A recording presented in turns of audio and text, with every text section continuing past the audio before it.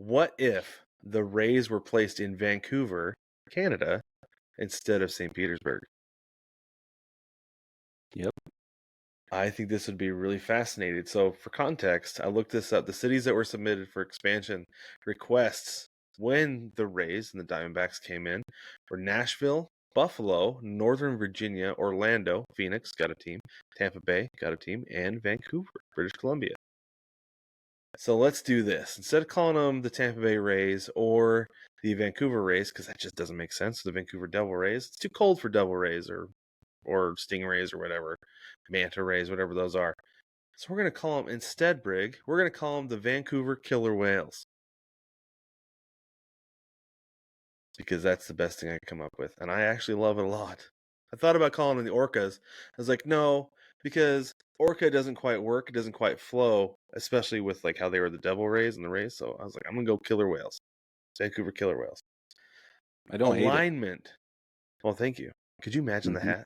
It would probably look a lot like, I think it's the Vancouver cow. Canucks. A sea cow? No, that's a manatee. Anyway.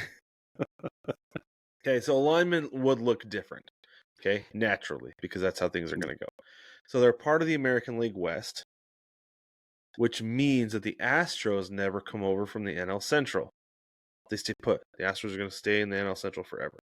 However, we are going to put, instead of having a team in the AL East, like an expansion team in the AL East, what we're going to do is we are going to take an NL Central team and we're going to put them in the AL East. And that team is going to be the Pittsburgh Pirates. They get moved over to the AL East. I figure it makes sense. They're the easternmost team in that division. They fit perfectly in an Eastern division. 100%. So there we are. Now, there are a couple ways this could go. So the first one is if the Rays front office is exactly, or the Killer Whales front office is exactly as the Rays front office was from day one and all the way through. Okay, so they make the same decisions. They develop their players the exact same way. This is how things would stack up differently. I compared their record in the AL East since their inception in the late 90s through this last year. So in 2008, they would be the AL West runner-up instead of the AL East winner. But with their path to the World Series, they win it. Ooh. So the Killer Whales win the 2008 World Series. 2019, they're the AL West runner-up instead of the AL East runner-up. In 2020, 2021, they win the division. They win the AL West. In 2022, because remember, this is completely there are no Astros. There are no Astros in these divisions. Right. So it took them out completely. In 2022, the AL West runner-up instead of the AL East third place.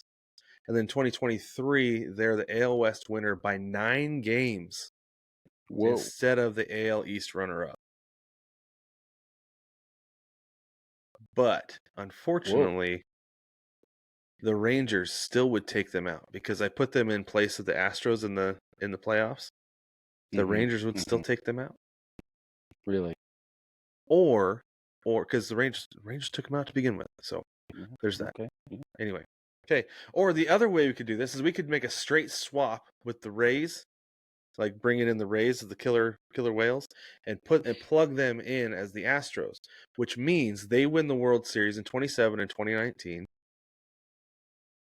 The Astros are contending for every year in the NL Central, but can't quite get over the Cardinals, Cubs, and Brewers because those teams are just, they're there every year, right? So the Astros still don't have a World Series.